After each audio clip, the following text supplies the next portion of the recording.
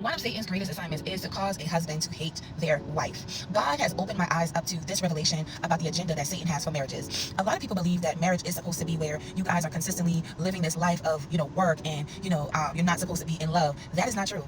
God's original design for marriage, if we reflect back to the Garden of Eden, they were in paradise. God orchestrated the Garden of Eden as a place where all of their needs were met. Does that make sense? So they were one. They were in unity, and they were in unity with God. What happens is when we are ignorant to the doors that we open to the enemy, okay? So you have to be spiritually wise to understand what doors to open in a marriage and what doors to never open in a marriage. And a lot of times when there are certain doors that's open in a relationship or in a marriage, Satan walks right on in, and that's when he begins to manifest miscommunication and eventually turn your husband to hate you. I am going to be the first person to really explain to you, I know what that feels like, because once the enemy gets your husband's heart, it is so hard to even reach them. It is so hard to talk to them. It is so hard for them to even hear your side because Satan has their heart hardened towards you. It's like even when you try to be cool with them, they nitpick, okay? Nothing that you do is good enough. You will even see them put other people before you, and you will not understand why. And a lot of times it is because of doors that we have opened in the marriage, and you're praying and you're asking God why. When a lot of times you just have to pray for your husband's heart. One thing that I've learned, and I pray this every day, see, a lot of people judge me, like they judge me because of the amount of time that I'm interceding. But I found the key. I understand the key to being connected to God. I understand that if I'm in consistent communication with the Lord, there is a hedge of protection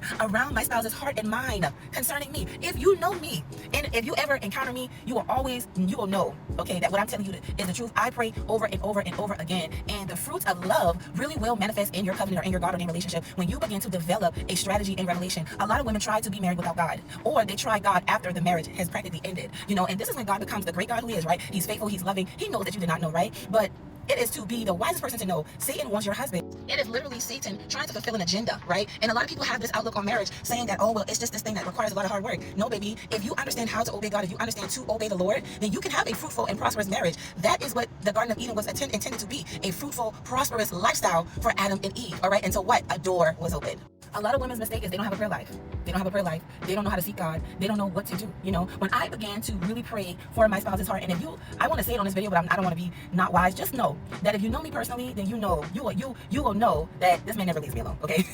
And I say that because I understood what it was like to pray for his heart. I understood that the enemy did not want us to be one, did not want us to be in unity. He always wanted us to be arguing and things of that nature. That is why prayer is like the umbilical cord in my life to everything and for everything to be prosperous. So if you are a woman where you feel like, the marriage is dead and he doesn't love you, you have the authority to pray in your marriage that your husband loves you again, that he wants to lead you, that he wants to be a father, but again, you can't act like a lunatic. Just know that. You can't be this woman that's always wanting him to take accountability. Of course, yes, he should take accountability, but you're not God, okay? You gotta understand, when you're praying for him to love you, you have to be lovable, okay? You can't be a knife, right? So I wanted to make this video because a lot of women are missing it. You're missing it, sis. You're missing it. And a lot of women have mastered how to pray for their husband's heart, and there's a lot of women that's jealous because their husband actually likes them, and you got other women whose husband don't like them because they do not want to pray.